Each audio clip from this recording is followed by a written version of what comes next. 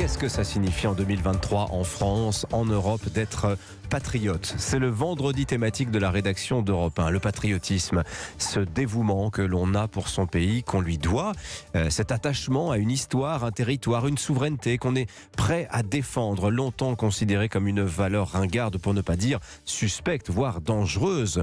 Le patriotisme revient à la mode, celui dont font preuve les Ukrainiens, force aujourd'hui notre admiration, mais c'est aussi le patriotisme comme réflexe défensif que les autorités russes cherchent à activer chez son peuple quand elles invoquent les mannes de la Seconde Guerre mondiale, la Grande Guerre patriotique. Alors, et nous, que ferions-nous en cas d'attaque? En tout cas, le patriotisme, on l'a vu ce matin, a beaucoup à voir avec la guerre et donc les armées. C'est le domaine d'expertise de notre invité présentement. Bonjour Bénédicte Chéron. Bonjour. Bienvenue sur Europe 1. Vous êtes historienne, maître de conférence à l'Institut catholique de Paris.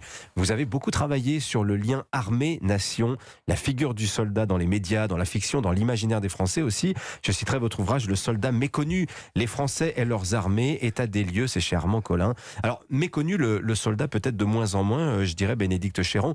Il y a des généraux en retraite sur tous les plateaux de télé depuis maintenant un an. Combien on a eu de débats sur le retour de la guerre de haute intensité? Et puis regardez par exemple la couverture de l'exercice Orion ces derniers jours. Alors l'intérêt, je ne dis pas l'attrait pour le kaki, Bénédicte Chéron, est-ce que vous diriez que c'est un bon baromètre du niveau de patriotisme des Français?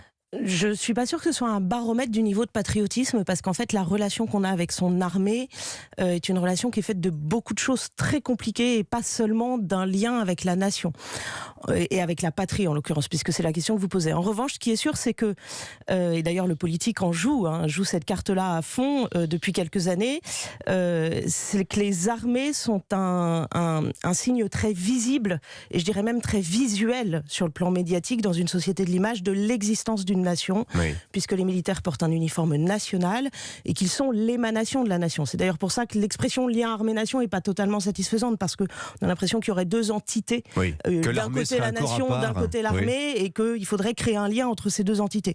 Or en fait les militaires sont des citoyens qui, dans une armée professionnelle, décident de choisir un métier qui est le métier des armes, mais ils font bien partie de la société, et donc la question est davantage de savoir quelle place les armées occupent au sein de la société que de savoir, oui, s'il existe un lien armée-nation. Alors tout à l'heure, Michel de Gégère nous proposait cette définition de la patrie. Il disait c'est à la fois un peuple, un territoire, une souveraineté.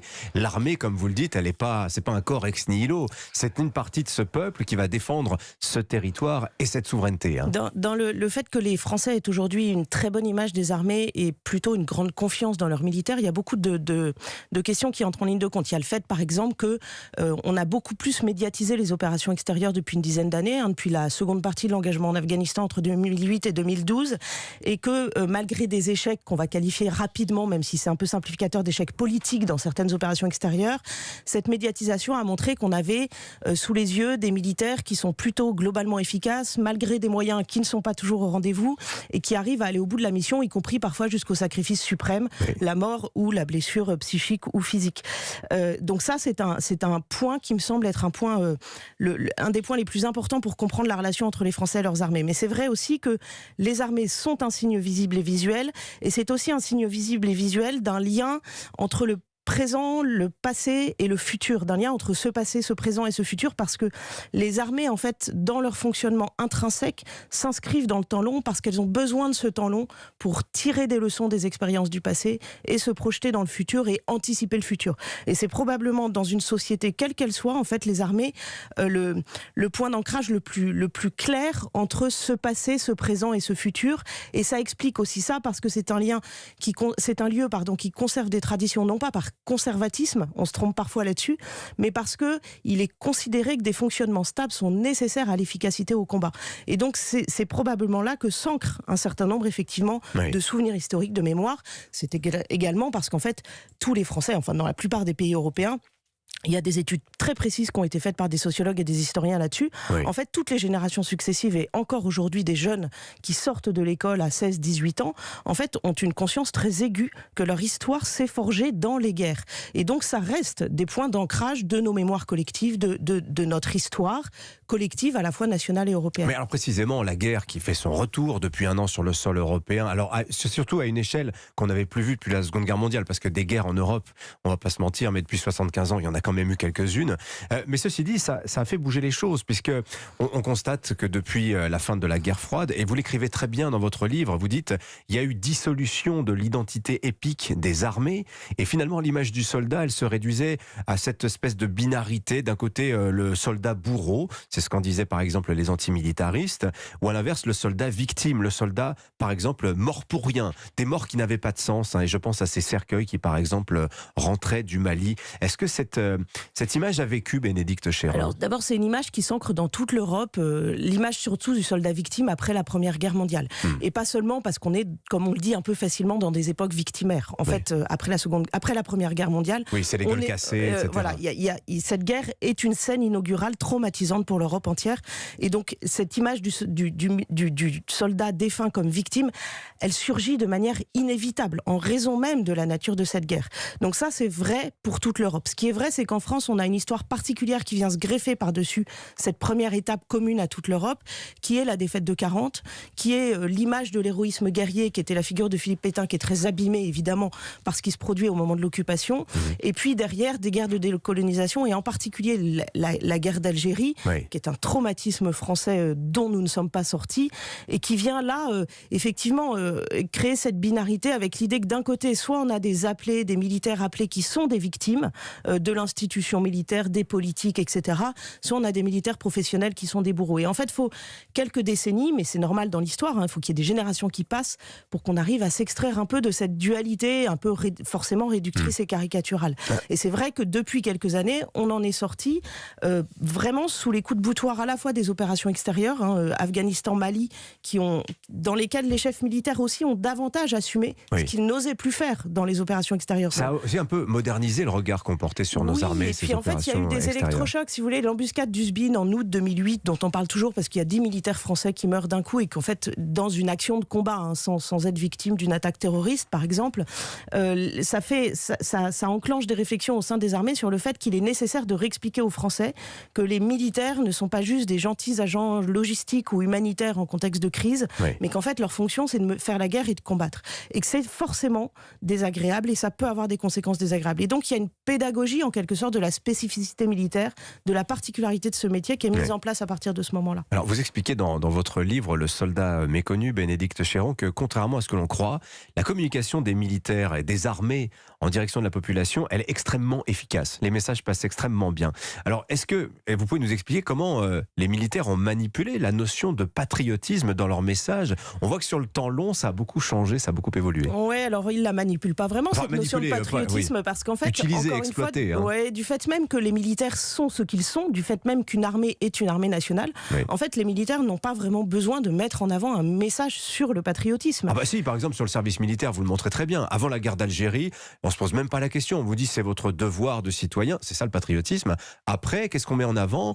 Ah bah l'idée que c'est une expérience, c'est un rite initiatique, c'est le brassage social. Chose. Effectivement, en fait, il y a même pas un message politique, c'est davantage que... On a l'impression que le patriotisme devient un peu honteux finalement après la guerre d'Algérie. Alors c'est pas vraiment ça. C'est pas le patriotisme qui est honteux après la guerre d'Algérie. En fait, le patriotisme au XXe siècle, il prend des formes qui sont vraiment très multiples en France en particulier. Et c'est vrai que nous on le relie à une espèce de récit un peu mythologique des origines de la République, qui est celui de la Troisième République, avec beaucoup de simplification, avec l'idée que avant la Première Guerre mondiale, il y avait une nation très patriotique et prête à aller faire la guerre. La patrie en danger, la révolution, et puis on a une lecture très linéaire qui nous ferait dire que en fait ce sentiment se dilue tout au long du XXe siècle pour arriver aujourd'hui à une situation qui serait sur ce plan apocalyptique. Or en fait, par exemple, dans les dernières études sociologiques sérieuses dont on dispose, on voit que 80% des jeunes Français expriment un fort sentiment de fierté nationale. Dans toutes les enquêtes sociologiques précise vraiment dont on dispose, on se rend compte que depuis une trentaine d'années, l'idée d'autorité de l'État et l'idée d'attachement à la nation est plutôt en progression, en fait, dans la société française. Donc il n'y a pas de linéarité dans cette histoire. Et à la veille de la Première Guerre mondiale, comme à la veille de la Seconde, d'ailleurs, dans beaucoup de milieux politiques et militaires, on pense que la jeunesse n'est pas prête à se battre pour son pays et va refuser de prendre les armes pour sa patrie si on le lui demande. Or, l'expérience montre que ni en 1914 ni en 1939, il y a un fort taux de réfractaires. Au contraire. Et d'ailleurs, les politiques et les chefs militaires sont surpris parce qu'il y a très peu de réfractaires à ce moment-là. Donc en fait, il faut un peu se méfier de ces idées un peu préconçues qu'on a sur le fait qu'il y aurait un déclin absolument linéaire du patriotisme. Premier point. Et deuxième point, en fait, ce qui se passe après la guerre d'Algérie en France, c'est que c'est l'acte combattant qui devient inassumable, ni politiquement, ni sur le plan politique, ni pour les chefs militaires. Et c'est cet acte combattant, en fait, qu'on efface de la communication militaire, parce qu'il est marqué de trop de traumatismes liés à la guerre d'Algérie, de trop de traumatismes liés à la défaite de 40. Alors qu'est-ce qu'on dit du militaire à ce moment-là ? Et donc on va se mettre à raconter à ce moment-là, dans les années 60, qu'en fait, le service militaire, c'est pas la réalité qui est vécue par ceux qui font leur service militaire, parce que eux continuent d'avoir cette expérience militaire. Mais ce qu'on raconte, c'est qu'en fait, c'est effectivement un rite initiatique nécessaire à la vie d'adulte et nécessaire à la cohésion nationale, sans qu'on se donne jamais la peine de définir ce que signifient les mots cohésion nationale. L'historienne Bénédicte Chéron est l'invitée d'Europe 1 matin.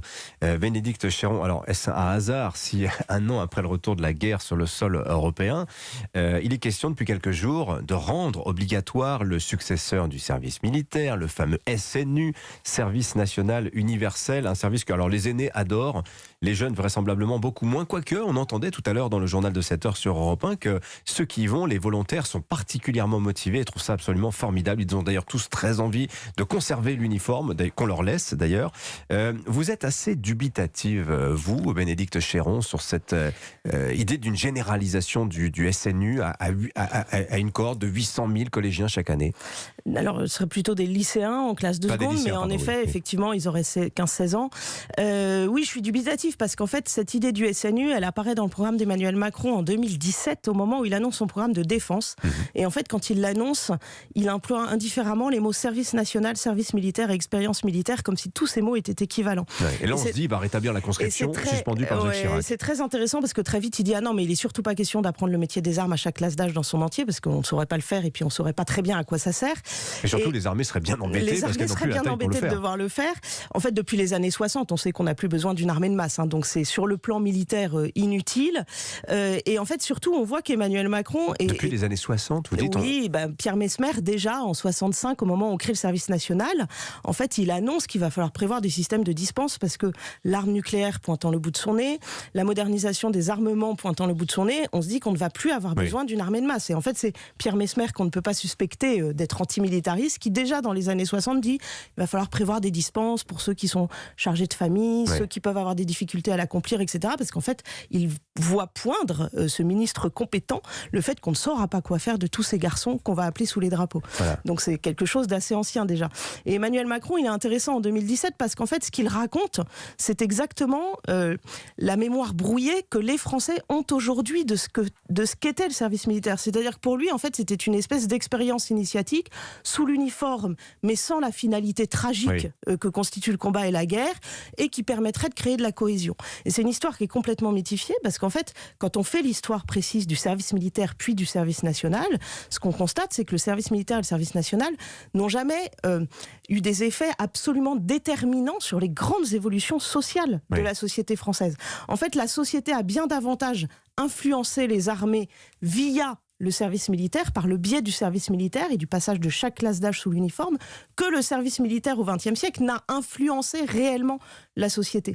Et en fait, Emmanuel Macron renverse cette histoire, parce qu'on a tous cette mémoire mythifiée en France, parce que le service militaire fait partie de ce récit des origines de la Troisième République, après la défaite de 1870. La nation en armes aussi, etc. Parce que là, on peut remonter même à la Révolution française. Oui, mais alors là, en oubliant que le 19e siècle est en fait un siècle d'interruption permanente de la conscription, de modulation de la conscription pour répondre à des besoins militaire.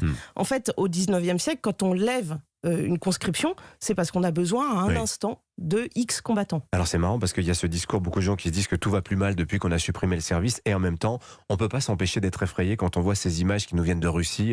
Par exemple, ces centaines d'adolescents qui s'enrôlent dans Younarmia, l'armée des jeunes. C'est des gamins de 8 à 18 ans qui sont prêts à aller défendre la patrie russe. Alors c'est à la fois beau, spectaculaire et terrifiant. Oui, alors c'est terrifiant. Il faut aussi quand même bien faire la différence entre ce que fut le service militaire des différents régimes républicains français successifs et ce que sont ce genre de dispositifs de militarisation de la jeunesse.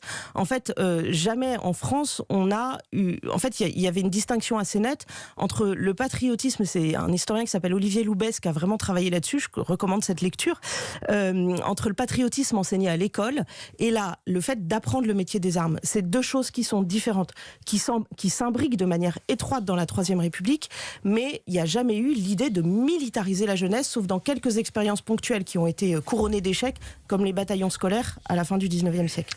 Merci beaucoup Bénédicte Chéron d'être venu ce matin sur Europe 1. Je redonne le titre de votre ouvrage. On a hâte d'avoir le suivant, vu ce qui s'est passé ces derniers temps. Le soldat méconnu, les Français et leurs armées, état des lieux. C'est paru chez Armand Collin. Merci à vous. Je vous souhaite une excellente journée. Merci. 8h57 sur Europe 1. La suite.